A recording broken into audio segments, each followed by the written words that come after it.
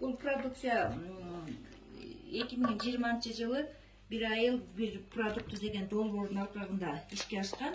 Наркын областында өткөн. Анан ушул продукцияны Эшен экөөбүз өзүбүзгө алып, Япониядан технологдор келген да. Анан окуттук нуга курутун негизинде деп, нуга конфеттин негизинде деген да.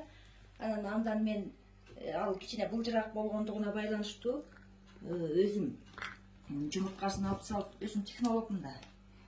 Анан мында катуу кылып иштеп чыгып, анан нардын брендин алдык 20-жылы эле. 20-жылы. Анан ошондон бери иштешип келем. Мына азыр бал курут, Бул бал курут. Муну азыр сыртка жөнөтүп атасыз, Японияга жөнөтүп атасызбы? Жерде ошол курут менен, анан бал менен.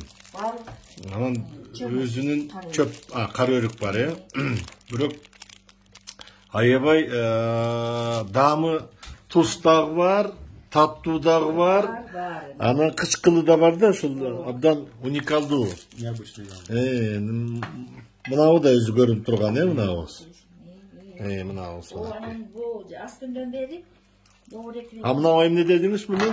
Бул чупа-чупс балдар үчүн эле. Балдар үчүн жасадыңыз, Эмнеден жазып атат ал жер? Бул деле ошо составы жанагы эле. Анан дагы жаңы ойлонуп атам, өзүбүздүн эмебиз болгондо, талкан болот го, жеп көрсөңүздөр. Талкан аралаштырып дагы жасап көрдүм, даамын эми элдер кандай кабыл алат. Бул жаңы продукция да. İçinde ne var ошонун? Курамы?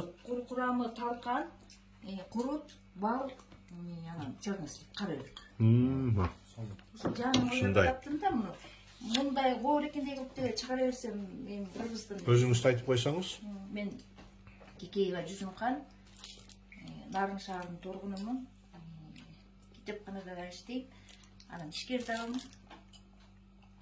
Бул жумуштарга ким жардам берет сизге? Жардамчы ким? Уулум, анан келиним. Жакшы экен. Үйлөнүп бизнес болгондон кийин келиниме үйрөтүп атам, анан келиним жасап кетет.